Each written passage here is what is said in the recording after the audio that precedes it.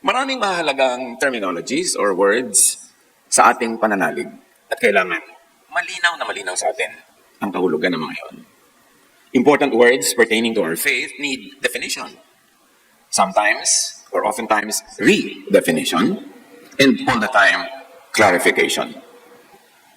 Born again with feelings. Yan ang pamagat ng ating pag-aaral ngayon. Kailangan with feelings. Nagsimulang umuso itong salita na ito na born again noong mga 1980s. Probably before that, mga konting sumusulpot-sulpot na katuruan, pero talagang sumambulat ito na parang pandemic simula noong 1980s. Or late 70s, or mid-70s. Hindi ko alam kung gaano karami sa atin dito yung na-born again noong mga 70s and 80s. And at that time, parang nag-explode yan. Kaya uso yung mga evangelism explosion, kung ano-ano. Pagkarami-raming mga congregations sa isinilang at sa SEC, sa Securities and Exchange Commission, karami-raming araw-araw ay nagre-register ng mga born-again churches. But that was almost 40 years ago or more. What happened in the last 40 years? Naintindihan ba? Lumalim ba ang pagkaunawa sa salitang born again? Kasi noong mga 70s, 80s, Lionel Luneta, stadium ng mga tao, itaas lang ang kamay, born again na. Yumuko lang at sumunod sa akin, panalangin, born again na. Pero pagkatapos ng nakaraang 40 years, did the born again promise happen? Yung mga pangako, you will be a new creation, you will have peace, you will have rest, you will have love. Natupad ba? Ayon sa statistics, sobrang nag-slow down yung mga bagong mga tinatawag na conversions, maging ang mga bagong registrations. At kung may mga nagre-register ngayon sa SEC, kadalasan nag-split lang kasi yung church. Parang tumabang, lumabnaw, bumagal. Ano nangyari? Because many people began to be disappointed sa kanilang born-again life. Yung dating marites, pagka born-again, marites pa rin. Meanwhile, yung dati nang mabait, kahit hindi pa born-again, mabait pa rin kahit born-again. Hindi dahil na born-again, kundi dahil kasi mabait eh. Nagbago nga ba ang mga tao? O nasangkot lang sila sa maraming mga hidwaan ng mga sekta ng mga relihiyon? Na dating hindi naman sila self-righteous, naging self-righteous. Dati namang nakikihalubilo sa mga kamag-anak, ngayon nagsiseparate. Dati namang hindi, lagi nakikriticize, ngayon sobrang critical of other people, other faiths. Natupad ba yung peace? Yung rest? Kaya ngayon, kahit paulit-ulit natin gawin ito, mahalaga maintindihan yung foundation eh. Kaya ngayon, uungkatin natin ulit, bubuklatin. At pagtatangkayan natin, lalo maintindihan, although of course this will not be the final word, nor the beginning, born again with feelings. Dear God, thank you. Thank you for these words that mean a lot. And thank you that many of us, or all of us, have experienced this one way or the other. Palinawin niyo po ang kahulugan nito sa aming buhay. At nang sa gayon, matupad namin ang mga pangako nito. Lead us, teach us. In the name of Jesus, your Son. Born again with feelings. John 3, 1-21, ang walang kamatayang. John chapter 3. Kahit sawang-sawa na kayo sa ulit-ulit nito, sana may baon kayong atsara para matanggal ang sawa nyo dahil uulitin natin. Now, there was a Pharisee, a man named Nicodemus, who was a member of the Jewish ruling council. He came to Jesus at night and said, Rabbi, we know that you're a teacher that has come from God. For no one could perform the signs that you are doing if God were not with him.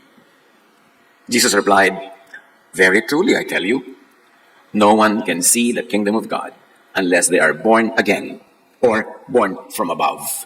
Alam niyo yung mga translations, sometimes they offer you born again, but below sa page, nandun yung another way to translate it, and it is born from above. Sumikat yung born again, pero sana ang mas sumikat yung born from above. Kasi doon pa lang, mas mag-iisip ka na kung anong kahulugan ng born again. So, unless born in a heavenly way, unless born supernaturally, they cannot see the kingdom of God. Anong kahulugan nun? Na yung mga tao nung panahon ni Jesus, simba ng simba sa templo nila, 5 times a day, nagpe-pray, kung hindi sila born again, hindi pa nila nakikita ang kingdom of God kahit napurga na sila sa reliyon. Paano maipapanganak pang muli ang isang taong matanda na? Bigyan na naglalap si Nicodemus. Makapapasok pa ba siya sa sinapupunan ng kanyang ina para muling ipanganak? Tanong ni Nicodemo. So Nicodemus' take on born from above or born again is actually born from below. Natural, physical birth. Sinasabi na ni Jesus that you must be born from above, ipinilit pa niya born from below, yung pinanganak ka rin ng human mother. Sagot naman ni Jesus, tandaan mo, ang sinasabi kong ito, malibang ang isang tao ay ipanganak sa pamamagitan ng tubig at ng espiritu, or mula sa kaitaasan, kasi yun ang parallelism, hindi siya makakapasok sa kaharian ng Diyos. Anong ibig sabihin? Kahit kayo Israelita, kahit kayo anak ni Abraham, kahit kayo apo ni Moses, sinusunod niyo lahat ng law, hindi kayo makakapasok sa kaharian ng Diyos kung hindi kayo born from above. So Jesus was emphasizing the weakness, the almost uselessness of the religiosity. Na kahit sila magpatiwa-tiwari, kasi sirko sa relihiyon, kung hindi sila born again, hindi nila makikita ang paghahari ng Diyos sa kanilang puso. Yung kasing kaharian ng Diyos, dapat yung basahin na paghahari ng Diyos. Kasi pagkaharian lang, ang ginamit mong word, parang isang bakuran, isang lugar, a specific place.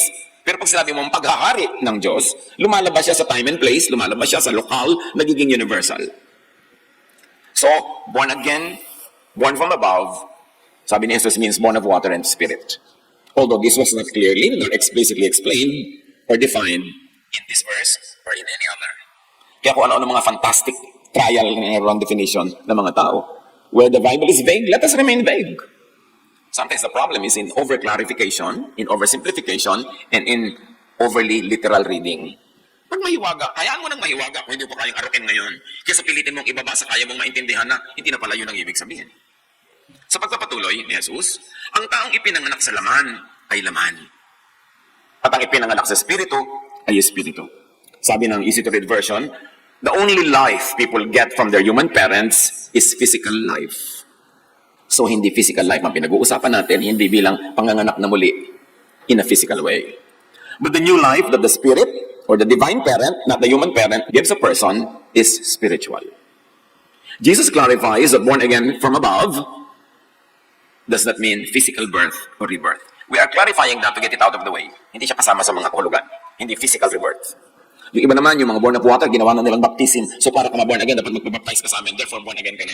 That's an overstretching of the verse. Kaya sinasabi ko, kung hindi clear, huwag natin piliting clarifyin. Kaya sa ka-clarifyin mo, bigla kang lalong lumayo. You should not be surprised, sabi ni Jesus, at my saying. You, and here, the Greek you is plural. Sa Tagalog, kayo, hindi ikaw. At yun ang ganda ng Tagalog over English in many ways. Sa English, you, hindi mo alam kung marami ba o isa. Pero sa Tagalog, ikaw, kayo, malinaw. Ang ginamit ni Jesus dito sa Greek, ang equivalent sa Tagalog, kayo. So hindi lang para kay Nicodemus ang sinasabi niya. Para sa lahat ng kinakatawan ni Nicodemus. Sabi niya, you, kayo, must be born again. So the born again experience is for all. Not only for Nicodemus, not only for the class in the Jewish society that he represented, but all humanity. Kayong lahat ay kailangang ipanganak na muli. Umiihip ang hangin kung saan ito nais. At naririnig mo ang ugong nito. Ngunit, hindi mo alam kung saan ito nanggagaling at kung saan pupunta. Ganon din ang bawat ipinanganak sa Espiritu. Napakamatalihagang mga pang-uusap. Si Jesus pag nagsasalita, matalinghaga. Hindi mo kailangan laging gawing literal kasi liliit yung kahulugan. Those born again, those born from above, come from and go to an unknown, unseen location or state. Yung pinanggagalingan at pupuntahan daw ng mga born again, ng espiritu na nagpapaborn again, ay hindi mo manalalaman kung saan ang galing o saan nagpunta. In other words, it is an unknown or unseen location. Or, if not location, unknown state. Hindi lang lugar na pinanggalingan, kundi kalagayan ng consciousness na pinanggagalingan. Those who are born from above are reborn, recreated, reconfigured from and in a different dimension. Hindi human dimension, hindi physical dimension, kundi spiritual dimension. Mataas na usapin. Pero hindi naman siguro sasabihin kung hindi naman natin kayang maunawaan kahit paano. Kaya sikapin natin. Naiiba.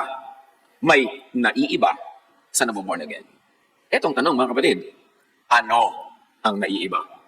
Religious membership ba? Tulad ng solusyon ng marami? Kahit naman magpalipat-lipat sa kahit anong reliyon, yung pa rin ang asal. Religious membership ba ang naiiba? Bible version bang binabasa ang naiiba? Bakit naman kahit iba-ibang versions ang binabasa ng mga tao, marami magkakamukha pa rin ang ugali? Paano po mangyayari yun? Tanong ni Nicodemo. Sumagot si Jesus, guro ka pa naman ng Israel. Hindi mo nauunawaan ang mga bagay na ito. Kung hindi ninyo paniniwalaan ang mga sinasabi ko tungkol sa mga bagay na ito dito sa mundo, paano pa nyo mapaniniwalaan ang mga sasabihin ko tungkol sa mga bagay doon sa langit? Wala pang sino mang umakyat sa langit, kundi ang bumaba mula sa langit, ang anak ng tao. So Jesus was really saying, no one else can know. And the problem with literal reading of Scripture is, those who translate, those who interpret, think they know. Or they present themselves as people who know. Pero sabi ni Jesus, walang nakakaunawa ng ganyang mga kakahiwagang bagay. Kailangang itaas ang anak ng tao upang ang sino mang sumampalataya sa kanya ay magkaroon ng buhay na walang hanggan. Here, Jesus is trying to add definitions to the born-again experience. Sabi niya, pag itinaas ang tao, tiningala, kinilala, itinanghal, sinampalatayanan, magkakaroon ng buhay na walang hanggan, ibig sabihin, maboborn again. Maboborn from above. So na doon pala yung proseso. Hindi lang nasa formula prayer, repeat after me, congratulations, born again ka na. Hindi masamang entry point yun, ha? To the born again experience. But that's only an entry point. That's not the end. That's not everything. Belief in the Son means eternal life, which means the kingdom of God, which means rebirth. Now, I want you to pay attention to this word, belief. Belief in the Son gives eternal life. Belief is mental. Belief is thought. So if you're going to use word transfer, substitution, thought gives eternal life. Correct thought about the Son brings the kingdom of God into you. Correct thinking, belief in the Son gives you rebirth. At itinuloy niya ang walang kamatayan, John 3:16. For God so loved the world that He gave His one and only Son. So God's love here translates as the Son given to the world. Hindi the law given to the world, hindi the temple given to the world, kundi the Son given to the world. Ang patunay ng pag-ibig ng Ama sa langit sa sangkatauhan ay ang pagbibigay niya sa anak, ang pagdating ng anak, at ang pagkaunawa sa mensahe ng anak, ang pagkilala at pananalig sa mensaheng ito gives eternal life, gives the kingdom of God, gives rebirth, not religious membership, not religious ritual, but it gives you eternal life if you believe. Once more, belief is thought. Nagkakaroon ka ng buhay na walang hanggan, depende kung anong laman ng utak mo. Depende kung anong naiintindihan mo at paano mo ito naiintindihan. Ang paglaya mula sa sangkatauhan, mula sa mundong ito, ay sa pamamagitan ng pag-iisip. At ang pagkakakulong ay sa pag-iisip din. Itong buo natin, may utak sa loob, yan ang tunay na kulungan. At yan ang kaisa-isang tunay na kulungan. Pag kulong ang pag-iisip mo, kulong ang buhay mo, kulong ang lahat ng iyong pananaw, kulong ka. Paano ka lumaya? Sabi sa Romans 12:2, be changed by the renewing of your mind.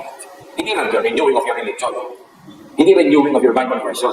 Sabi niya, gusto niyo na maging ibang tao kayo, be changed by the renewing of your mind. At sa pagpapatuloy ni Jesus, whoever believes in Him shall not perish, but have eternal life. Belief, thought about Jesus, gives eternal life. On the reverse, unbelief in Jesus, in the words of Jesus, in the teachings of Jesus, love and grace, will deprive you of eternal life. But whoever believes in Him shall not perish, but have eternal life, ay hindi mapapahamak, kundi magkakaroon ng buhay na walang hanggan. Ano kung hanggang perish, mapahamak? Hindi mamamatay, will not die, or will not cease to exist, to be conscious? That is a very interesting issue to pursue. Because we are spirit. When the body dies, the body returns to God, and the spirit returns to God. Therefore, we are spirit. Spirit is consciousness. Consciousness does not die. The body dies as a body, but lives again as various components of that former unified whole called the body. But your consciousness never dies. So, consciousness can be equated with eternal life. Because it is the consciousness that is eternal, not the body. For God did not send His Son into the world to condemn the world, but to save the world through Him. You see? Lagi natin ito sinasabi, for God so loved the world that He gave His only Son, that whoever believes in Him will not perish, but have everlasting life. For God did not send His Son into the world to condemn the world, but to save the world through Him. And yet, gano'ng kalaking porsyento ng Christian mission ang ginagawa ay to condemn the world, to condemn sinners, to condemn people, to tell them that they are going to hell unless they join this religious group or this sect or this and that. So, kinokondemn, ang religion ay mahilig mag-condemn para yung religion maging relevant to save the person. Paano ka nakahanapin kung walang condemnation? So, i-condemn mo muna kasi benta mo ang sarili mo, ikaw ang datato sa Diyos, hindi benta ka. Pero ang sabi, the Son was sent not to condemn, but to save. And yet, ang dami namin ginagawa ng religion ngayon na condemn, ng condemn, ng condemn, ng condemn. Hindi ang trabaho ni Jesus. Trabaho yan ng mga kontra kay Jesus. Ipinadala daw ang anak, hindi upang hatulan ng parusa ang sanlibutan. And yet, ang madidinig mo, more than 90% of the time, puro parusa ang topic. Parusa, parusa, parusa. Sabi, hindi upang hatulan ng parusa ang sanlibutan, kundi upang iligtas ito sa pamamagitan niya. The Son is Savior from condemnation. Belief in the Son means salvation from the law, from the judgment by the law, because it is the law that condemns. If Jesus will save you from condemnation, it means Jesus saves you from the law, because it is the law that condemns. Salvation from the law, from judgment by the law, it means salvation from condemnation by people who promote the law. Pero ganun ba, nung naborn again ka, sumali ka sa mga religion, nasave ka ba ko from condemnation by people who promote the law? O lalo ka nagkakondem-condemn? Believing the Son is salvation from suffering, from fear, guilt, and self-punishment because of condemnation by the law. Ang tunay na nag-born again, you are born again from under the law to free from the law. Habang under the law ka pa, hindi ka pa tunay na nag-born again kasi kinokondem ka pa. Nako-condemn ka pa. Wala ka pang peace. Kaya nga, sabi mo, wala ko nung na-born again ako, hindi na ako makatulog sa dami ng guilt. Eh, paano ka na-born again? Yung bibigyan ni Lord peace, di ba? Bakit hindi peace ang napala mo? Hindi po ako naging loving kasi nakikipag-away ko doon sa mga ibang religion. Akala ko ba na-born again ka? Hindi dapat, you are now a child of love. Nasaan yung love? Bakit gera? So hindi kasi naintindihan yung born again. At sabi ng verse 18, whoever believes in Him is not condemned. Do you believe in Jesus? Ang hina naman. Do you believe in Jesus? Then you are not condemned. Then you should not condemn. Pwede palakpakan talaga yan kasi ang ganda-ganda. Si Jesus siyempre pinapalakpakan dyan. Ang point, yung mga na-born again, lalong nagka-condemn. Kinokondemn sila ng mga leader nila, ng mga teacher nila, ganyan-ganyan. Kinokondemn sila sa haba ng damit nila, sa buhok nila, kinakain nila, hindi nila kinakain, pinupuntahan nila, ganyan-ganyan. Puro condemnation, di ba? Nasaan yung born again? Kaya dapat malinaw. Marami naman mula nung na-born again, lalong nang condemn ng mga kamag-anak, mga kapitbahay, mga kaibigan. Pinapamartilyo yung groto ng kapitbahay, magpipila sa mga istampita, magbasag mga puon, kung ano pinagagagawa. Kaya, nawala ng gana ang mga tao. Kasi bakit naging ganyan sila? Naging war freak. Naging palaaway. Tapos kita mo, mga kumari, nagsasabunutan, pagulong-gulong sa putik. Kasi magkaiba ang Bible version nila. Yun ang napala sa pagiging born again. Whoever believes in His message of love and grace, whoever believes in His payment for people's transgression of the law, whoever believes in forgiveness through the Son, whoever believes in the destruction and invalidation of the law by Jesus, receives freedom from the law.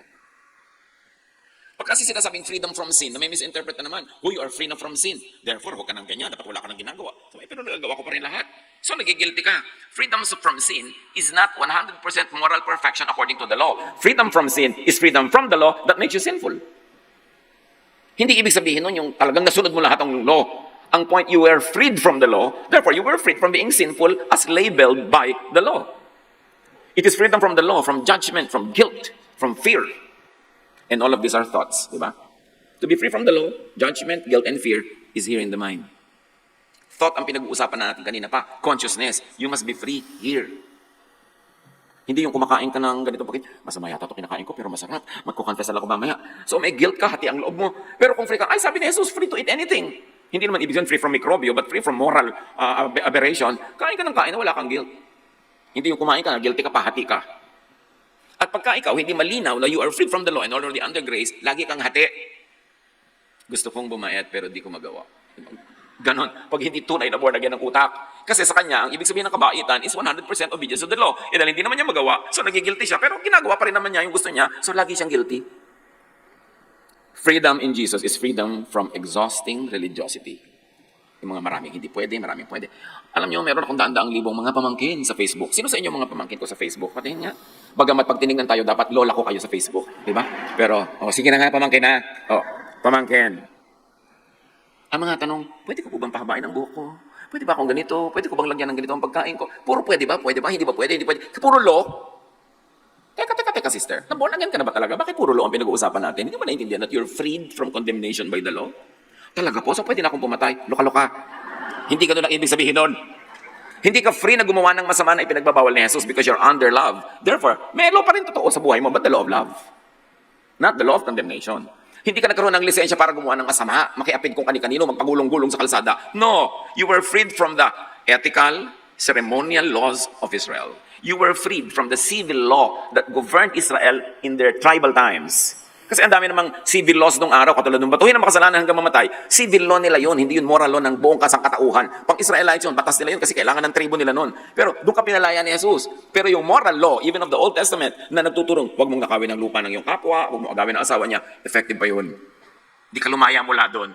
Pero lumaya ka para magkaroon ng enough love and goodness para sundin yun na hindi masama ang loob mo.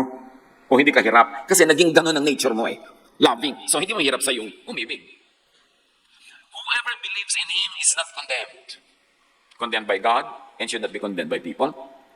You see, whoever believes in him is not condemned. Believe in the Son, believe in the Son's message. Again, this is an idea. Believe in the idea of Jesus. Believe in his idea is love and grace, rest and peace, and joy. Paano ka magkaka-rest? Naniniwala ka na sabi ni Jesus, you were freed from even the laws of the Sabbath. Yung ibang ako, hindi na po ako pwede talaga maglaba kasi Sabbath. Wala ka talaga maisuot. Hindi ako pwede magluto kasi Sabbath. Sabi ni Jesus, Sabbath was made for man, not man for the Sabbath. Binigay ang Sabbath para magpahinga kayo. Kasi yung mga employers ayaw magbigay ng day off.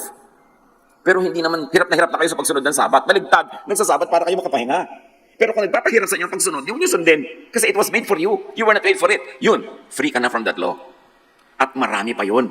Mga pagkain, mga ganito, mga kasuotan, na ngayon ipinagpipilitan pa kahit ng so-called Christian churches para namang hindi nangyari si Jesus. Parang walang naging Jesus na dumating, nakapako ka pa sa ancient laws of Israel na binaliwala na niya. Pero remember marami magkakagandahang asal, kabutihang hindi binaliwala ni Jesus. Diniinan pa ngang mabuti yung mga kabutihan at kagandahang loob. Matthew 11:28-30, dahil alam ni Jesus, pagod na yung mga tao sa kanilang relihiyon. Come to me, all of you who are weary and burdened, and I'll give you rest. Take my yoke upon you and learn from me, for I am gentle and humble in heart, and you will find rest for your souls. For my yoke is easy, and my burden is light. Alam niyo hanggang ngayon, kahit in my little way, nakikita ko yung ibig sabihin ni Jesus. Come to me and I'll give you rest. Dahil marami sa mga ating daang libong mga pamangkin sa Facebook. Tito, walang-wala po kami. Ipapa-opera namin ang aming nanay. Nangutang po kami. Hinihingan po kami ng church ng tithe sa inutang namin. Sabi ni Jesus, come to me, I'll give you rest. Layasan niyo yung mga leader niyo, hinuhut-hutan kayo kahit nagdurusa na kayo. Sabi niyo, take my yoke upon you. My yoke is easy. Ang binibigyan nila sa yoke, mahirap.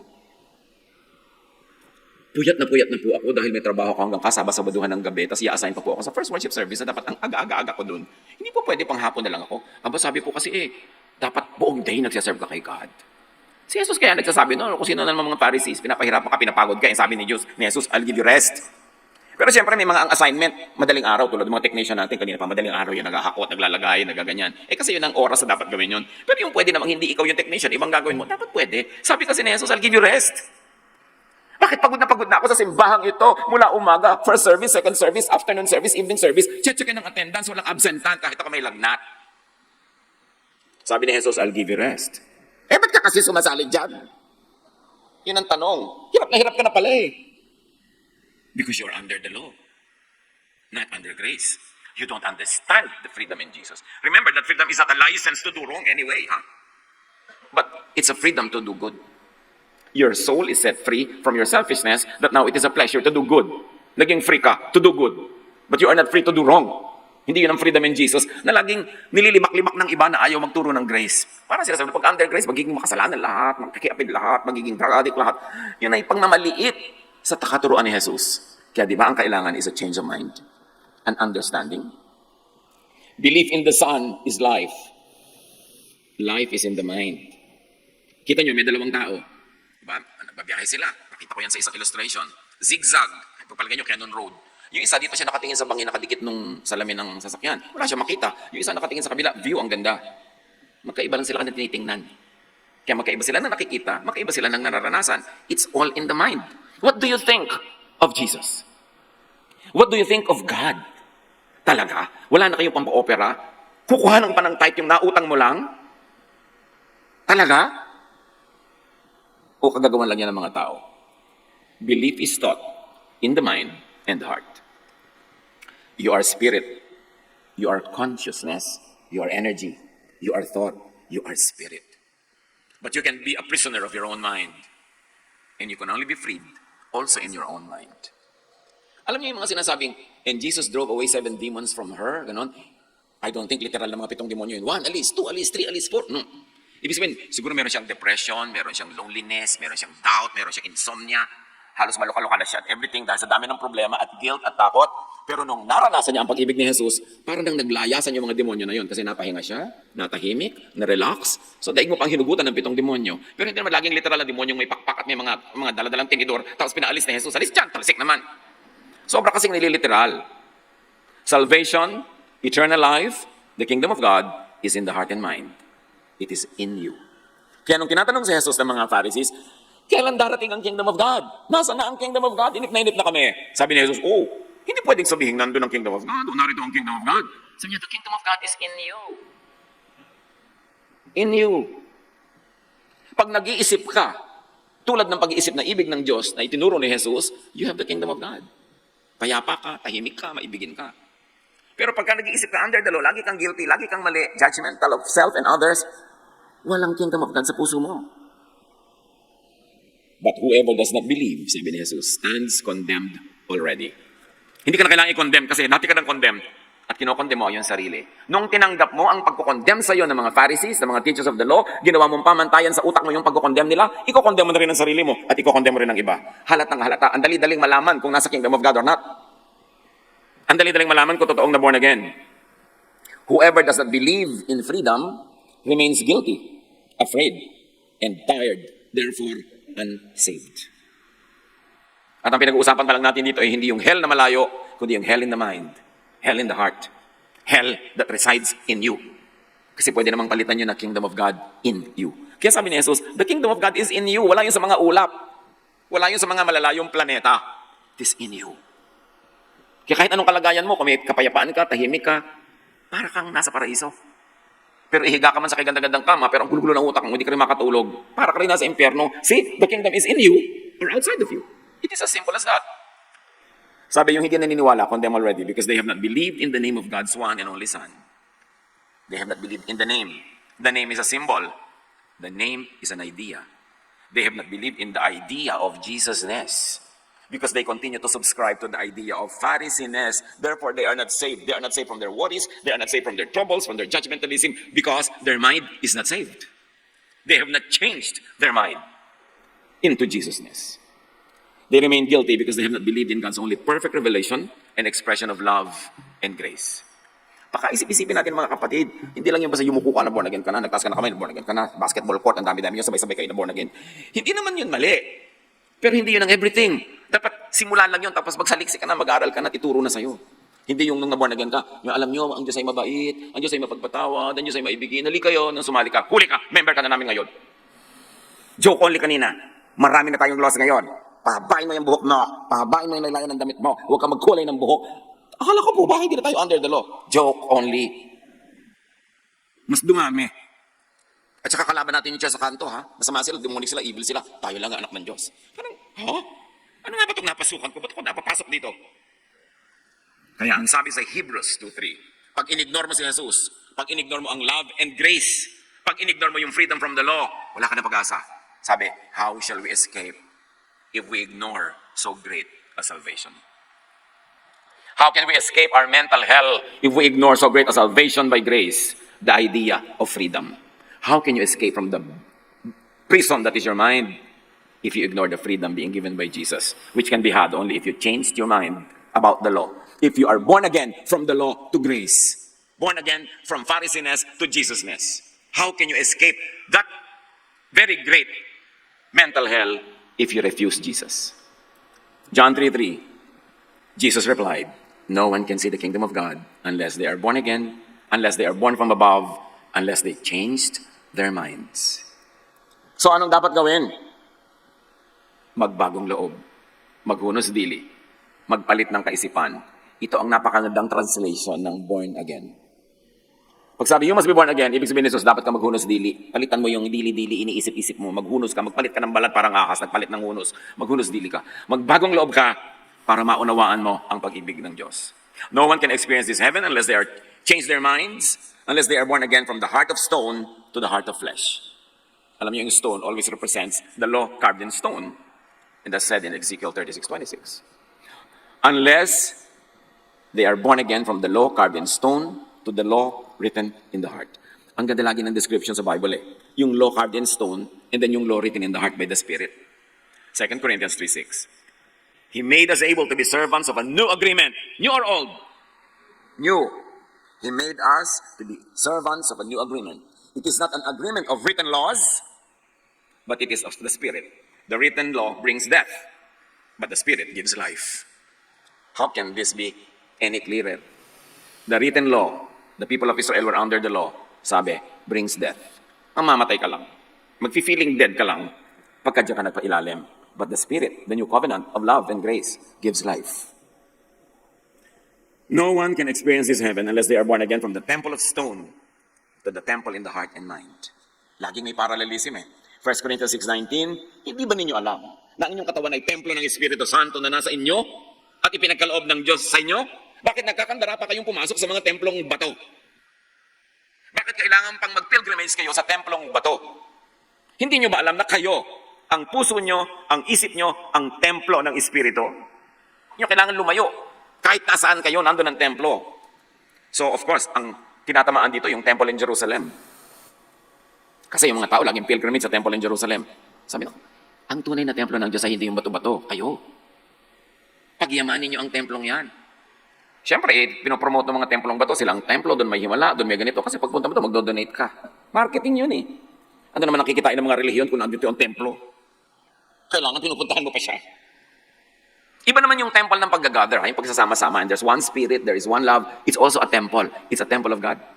When people are united, when people love one another, they worship together, there is a temple, but not a building. Kaya tayo ang bulwagan ng Panginoon. The temple of God.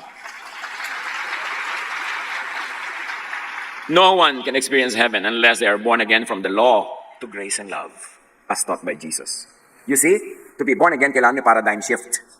From law to love, from legalism to grace. Then you will experience the peace. John 1:17, for the law was given through Moses, grace and truth came through Jesus Christ. Bakit laging kino-compare? Kasi kailangan malinaw sa iyo kung alin ang pipiliin mo. The law was given through Moses, grace and truth came through Jesus Christ. This is a tectonic shift in thinking. Lalo na nung panahong ito itinuturo sa Israel na ang buong Israelite ay humaling na humaling sa law. Kay Moses, sabi niya, no. The law was given through Moses, and the law brings death. Grace and truth came through Jesus, and Jesus is life. Para maging malinaw na malinaw ang pagpili ng mga tao. Tapos, ngayon puro law pa rin. Yun ng 10 Commandments ng Israel at yung 613 mitzvots na other than minor laws, dinagdagan pa ngayon ng mga sekta ng kutakot-takot uling law. Kasama na ang uniform ng choir. Kasama na hindi pwede maging boyfriend ng gitarista ang singer. Parang, sinabi ba yan ni Moses? Si Moses nga, ubod na higpit, hindi pinagbawal yan. Tapos kayo sa simbahan nyo, bawal magligawan. Ano, tatandang dalaga lahat yan?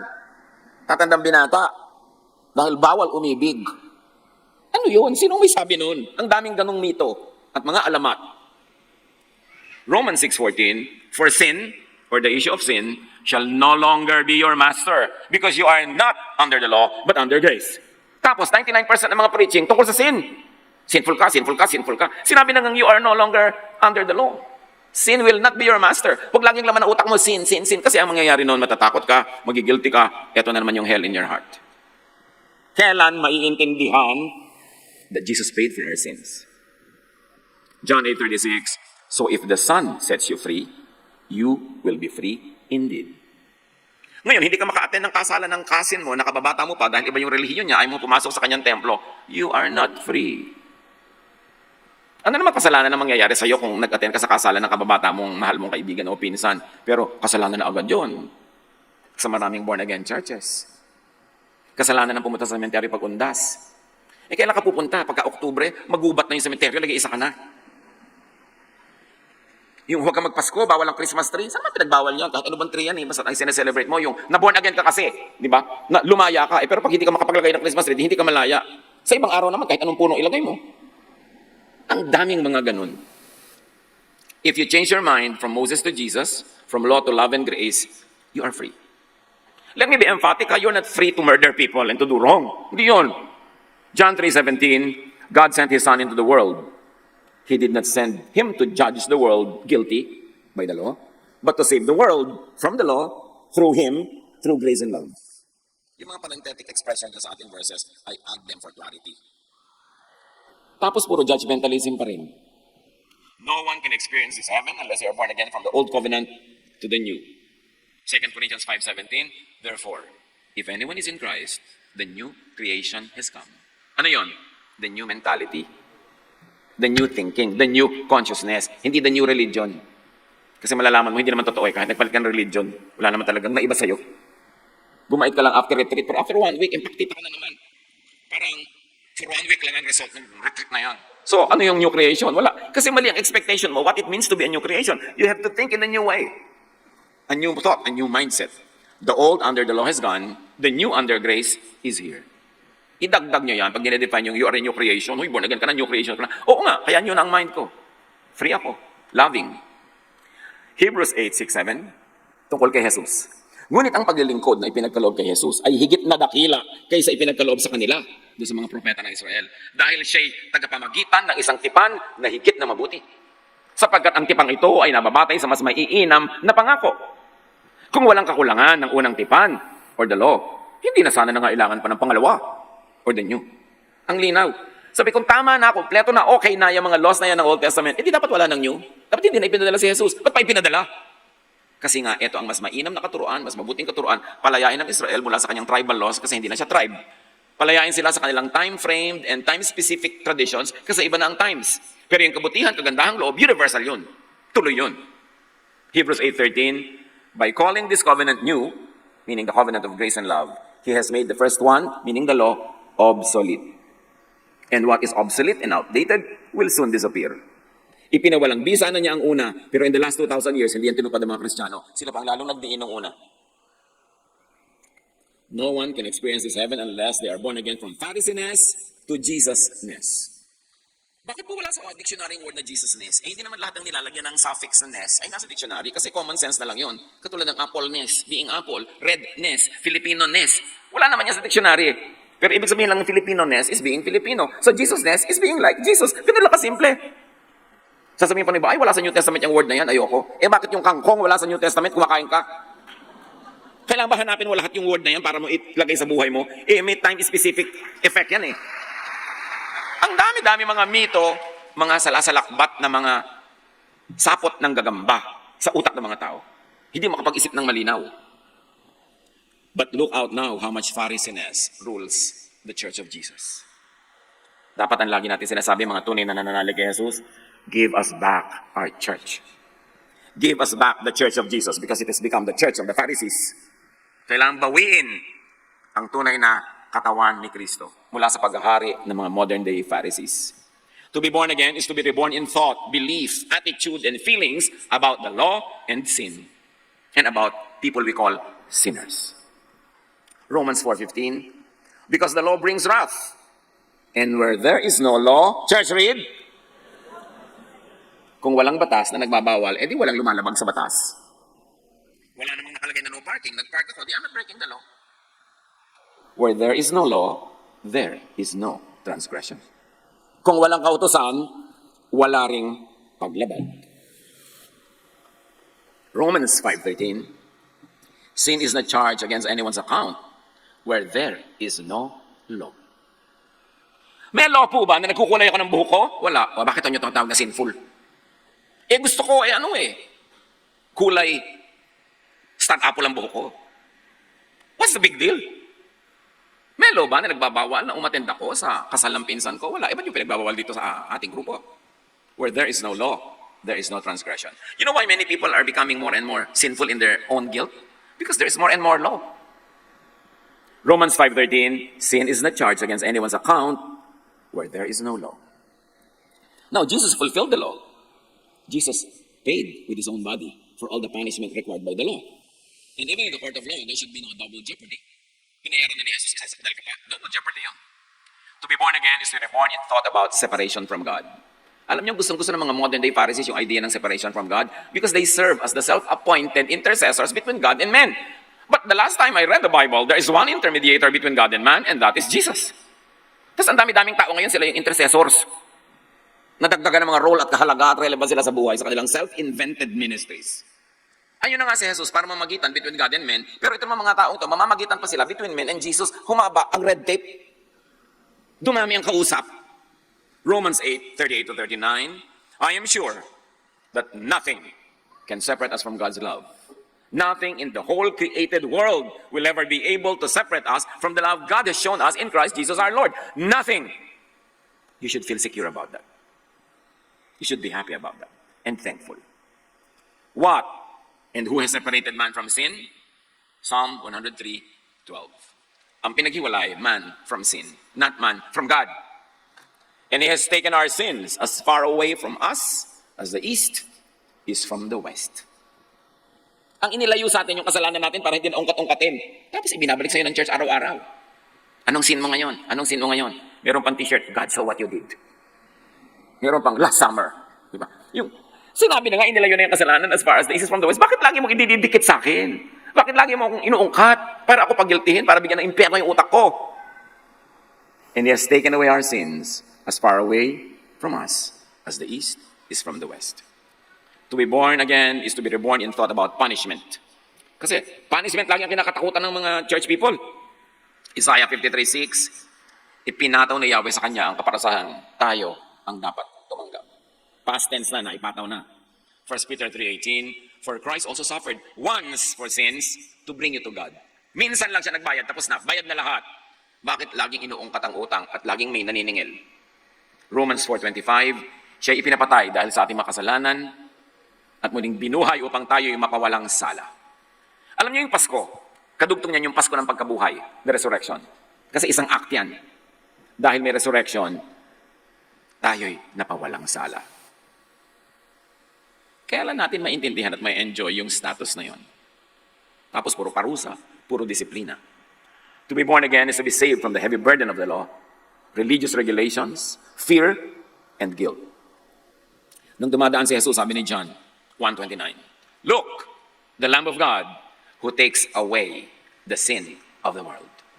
Tapos sasabihin ng mga Christian churches ngayon, narito kami para ibalik sa gunita mong makasalanan ka. Narito kami para usigin ka at parusahan ka. Eh si Jesus ang ginagawa niya, He takes away the sin of the world as far as the east is from the west. To be born again is to be reigned over by the love and peace of God. Kaya sabi ni Jesus sa John 14:27, peace I leave with you. My peace I give you. Do not let your hearts be troubled and do not be afraid. Iban ako, Diyos ko, malapit na po sana ang second coming. Malapit na yata ang end of the world. 2,000 taon ang malapit yan. Every generation thought magkakaroon ng end of the world sa panahon nila. Eh, paano po kung mangyari? Eh, kung mangyari, di mangyari. Ano kinakatakot mo? If this world ended, a new world begins. If you die, your new life begins. Ba't ka tinatakot? Kasi pag takot ka, hinuhulog mo pati hiko mo sa collection box. Madaling pag-donate ng takot eh. Kaya takutin. Pero mag-donate ang mga tao. Baka naman sobra kasing at ease na hindi na mag-donate, so takutin. Pero hindi na nanakot si Jesus kahit kailan. Sabi niya, do not be afraid. Naku, nag-global warming na po. Eh, pumunta ka sa North Pole, pigilin mo. Hindi ko po kaya. Eh, ba't mo iniisip, hindi mo pala kaya? Manahimik ka dyan, magwalis ka ng bahay niyo, dumi-dumi. Pati mga polar bears, pinaproblema mo. Eh, dapat naman talaga silang alagaan. Pero, alam niyo, yung mga ibang natatakot lagi, ito yung may puputok na bulkan. Pastor, end of the world na po ba? Sabi ko, ang daming pumuputok araw-araw kahit tagyawat. Ba't hindi naman nag-end of the world? Lahat na lang. You know, the planet is changing because the planet is renewing. And it has always happened in the history of our planet. Except that the last time it happened, we were not there to see it. It's just happening. Paano po yan ang dami nagiging baha? Eh, di tumira ka sa mataas na lugar. Huwag mong pigilin yung baha. Eh, saan nangyayari di ba? Paano po yan? Lubulubog natin mga ibang island. Marami pa na hindi nakalubog. Dapat maglipatan tayo doon. At saka laging may bagong island na isinisilang pag may pumuputok na bulkan. Cycles lang ang nangyayari sa planet. Hindi yan end of the world. Noong araw nga, di ba, may mga land bridges pa, naglubugan na, nag-end of the world ba? Nawa ka naman ng utak. Sayang naman yung pinag-aaralan natin sa biology sa grade 4. John 16:33, in me, you may have peace. In this world, you will have trouble. But take heart, I have overcome the world. And stretch it, I have overcome the law. To be born again is to be the kingdom of God. Yan ang pinakamasaya sa lahat. That the kingdom of God is in you. Walang makapaglalayo, walang makakabawi, walang makakatanggal. Except your mentality. Nasa takbo ng utak mo yan. Luke 17:21, sabi ni Jesus, people will say, here it is, there it is. No, no, no, no. The kingdom of God is in your midst. It is in you. Mas maganda yung translation na in you kaysa in your midst. Kasi yung in your midst parang in the church, in the fellowship. Again, it makes the fellowship more important than the individual. Kaya gusto ng iba yung ganong version. Pero both translations are correct. In you. Tapos pilit na inilalayo ng religion para sila maging daan at tulay. Be born again with feelings. Kaya pag may nagsasabi, born again ka ba? Di ba pag tinatanong tayo ng mga kamag-anak natin, parang may ketong ka ba? As in, born again ka ba? Parang ganun. Kasi ganun na naging behavior ng mga born again in the last 40 years. Parang ketong. John 3:3, unless you are born again, you cannot see, you cannot have the kingdom of God. So malaking karangalan na born again. Basta tama ang pakahulugan. Romans 12:2, be changed. Be born again by the changing of your mind. To be born again in the mind with feelings is the best gift you can give to yourself and to others. Dear God, thank you. Salamat na pwede kaming maborn again. From the law to grace, from Moses to Jesus, from the old to the new covenant. Teach us the meaning of this. Sa aming pag-iisa, pagbubulay-bulay, sa aming mga paggawa araw-araw, pagkilos, kausapin niyo po kami at lalo niyo pang bigyan ng malalim, malawak, mataas na kahulugan ang napakagandang ideya na ito. Magbulay-bulay tayo sa mandali mga kapatid. Be born again in the mind.